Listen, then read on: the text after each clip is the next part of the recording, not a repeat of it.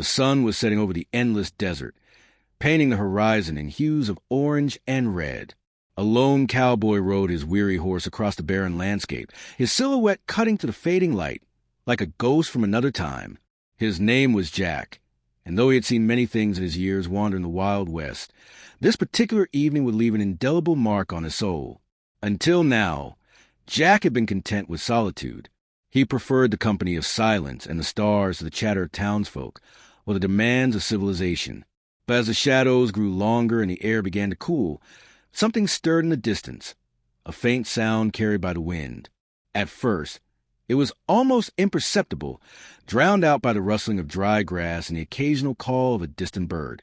Yet, as Jack strained his ears, the noise became clearer, a cry, weak but unmistakable, echoing through the desolation. It could have been nothing more than the trickery of the desert winds, playing tricks on weary travelers who dared venture too far into its embrace. Many before him had heard such sounds only to find them vanish without explanation, but there was something about this cry that gnawed at Jack's conscience. It wasn't just any noise. It was human, desperate, pleading for help. Little did he know that answering that call would lead him down a path none could have foreseen. He dismounted his horse and tied it to a nearby rock formation, its hooves kicking up clouds of dust as it fidgeted uneasily. The animal seemed disturbed, perhaps sensing what lay ahead. With cautious steps, Jack followed the sound deeper into the desert, his boots crunching against the parched earth. Each step brought the cries closer, louder, until they were undeniable, the voice of someone in dire need. And then he saw her. Beneath a towering cactus, its spines glinting menacingly under the waning sunlight, lay a woman-bound hand and foot. Her clothes were torn, her hair matted with dirt and sweat, but her eyes burned with defiance even as tears streamed down her cheeks. She looked up at Jack, her expression shifting from despair to hope in an instant. "Help me," she whispered, her voice hoarse from dehydration and exhaustion. "Please." Jack hesitated for only a moment before rushing to her side. Using his knife, he carefully cut away the ropes that held her captive. As the bonds fell away, the woman collapsed into his arms, trembling violently. He offered her water from his canteen, watching as she drank greedily, her hands shaking so badly he had to steady the container himself. "What happened here?" Jack asked, his voice low and steady, trying to mask the anger rising within him. She took a deep breath, her chest heaving as if each word pained her. "Bandits. They left me here to die." Her voice cracked, and she buried her face in her hands, sobbing uncontrollably. "I don't know why they did this. I've done nothing wrong." Jack's jaw tightened as he processed her words. Bandits were no strangers to these parts. Their cruelty knew no bounds, and leaving victims stranded in the desert was one of their favorite methods of torture. But something about her story didn't sit right with him. There was a hollowness in her tone, a lack of detail that made him question whether everything she said was true. Still, he couldn't abandon her, not yet. Using his jacket as a makeshift blanket, Jack helped at her feet and led her back to his horse.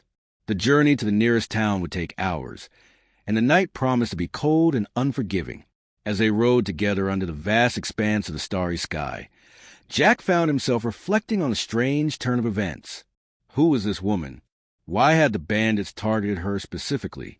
And most importantly, where were they now? The answers eluded him, but one thing was certain: the desert never gave up its secrets easily. By morning, they reached the outskirts of Red Rock, a small mining town nestled between jagged cliffs and dusty plains. Smoke curled lazily from chimneys, and the clang of hammers striking metal echoed through the narrow streets. Jack dismounted first, helping the woman down from a saddle. Her legs were still unsteady, but she managed to stand on her own after a few moments of rest. "You can stay at my place while you recover," Jack offered gruffly, avoiding eye contact. Something about her presence unsettled him, though he couldn't quite put his finger on what it was. Her lips curved into a small smile, though it didn't reach her eyes. "Thank you," she murmured. "I'll repay your kindness somehow." Jack nodded curtly and led her toward his modest cabin on the edge of town. The structure was simple: wooden walls weathered by time, a tin roof patched with tar, and a small garden out front that struggled to survive despite the harsh conditions. Inside, the furniture was sparse but functional. A bed, a table, 2 chairs, and a fireplace that hadn't been lit in months. As the days passed, the woman, whose name was Eleanor, began to regain her strength. She proved herself capable and resourceful, helping Jack maintain the property, and even attempting to cook meals using ingredients scavenged from the local market. Though grateful for her assistance, Jack remained guarded, unwilling to let his guard down completely. But then, little did they know, the truth was lurking just beneath the surface, waiting to unravel their fragile alliance. One evening, as twilight painted the sky in shades of purple and pink, Jack returned home to find Eleanor sitting by the fire, staring intently at a piece of paper clutched tightly in her hands. Her face was pale, her knuckles white with tension. "What is that?" Jack demanded, striding forward. Eleanor jumped, startled, and quickly hid the paper behind her back.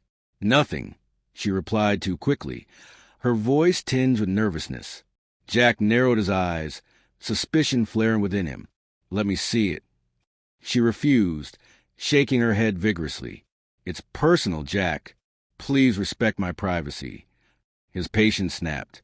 Grabbing her wrist, he forced her to reveal the hidden document. It was a letter, written in elegant handwriting, addressed to someone named Mr. Blackwood. The content spoke of plans, betrayals, and a promise of riches beyond imagination, all involving Eleanor. "What is this?" Jack growled, his grip tightening painfully around her arm. Tears welled in her eyes as she tried to explain. "It's not what it looks like. Those men, they weren't bandits. They were hired to kidnap me because of this." She pointed to the letter. "My father owed money to some dangerous people, and when he couldn't pay, they decided to use me as leverage instead." Jack stared at her, disbelief etched across his features. "Why didn't you tell me this sooner?" "I was scared," she cried, her voice breaking. "Scared of what you'd think, of what might happen if anyone found out." For a long moment, neither spoke. The weight of her confession hung heavy in the air, mingling with the crackle of burning wood in the fireplace. Finally, Jack released her arm and stepped back, running a hand through his hair in frustration.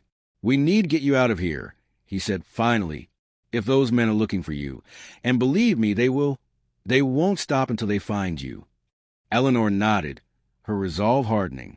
"Then we must act quickly." "But Jack—" She hesitated, biting her lip nervously. "There's something else you should know. That letter, it's not just about me. It involves you too." Jack froze, his blood running cold.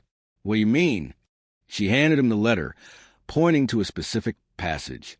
His eyes scanned the words, disbelief turning to fury as he realized the full extent of the betrayal. Hidden within the lines was a reference to Jack himself, his real identity, his past crimes, and the price on his head. "They know who you are," Eleanor whispered, her voice barely audible, "and they plan to use me to bring you down." Jack's mind raced as he absorbed the information. Unbelievable as it seemed, the pieces were falling into place. The bandits hadn't chosen Eleanor randomly. They had deliberately set this trap, knowing full well that Jack would come to her rescue. Now, trapped in a web of deceit and danger, they had no choice but to flee or fight back. Under cover of darkness, Jack and Eleanor prepared for their escape. Supplies were packed hastily. Horses saddled quietly to avoid drawing attention. The town slept peacefully, unaware of the storm brewing on its fringes. Yet, as they approached the edge of Red Rock, a figure emerged from the shadows, blocking their path. "Well, well," drawled a man dressed in black, his hat pulled low over his face. "Looks like our little bird is trying to fly away." Jack tensed, placing himself between the stranger and Eleanor. "Who are you?" he demanded, his hand instinctively reaching for his gun. The man chuckled darkly, revealing a gold tooth glinting in the moonlight. "Name's Blackwood, and you, my friend, are exactly who I've been searching for." A chill ran down Jack's spine as realization dawned. This was the mastermind behind the entire operation, the man pulling the strings from afar. And now, he stood face to face with the enemy. With a swift motion, Jack drew his pistol, aiming directly at Blackwood's heart. "Stay back," he warned, his voice steady despite the turmoil raging inside him. Blackwood raised his hands in mock surrender, though his smirk never faltered. "Easy there, partner. You wouldn't want to hurt a man who's willing to make you rich beyond your wildest dreams, would you?" Jack ignored the bait, focusing instead on protecting Eleanor. "We're leaving. Don't try to stop us." But Blackwood wasn't finished. With a flick at his wrist, he signaled to unseen accomplices hiding in the darkness.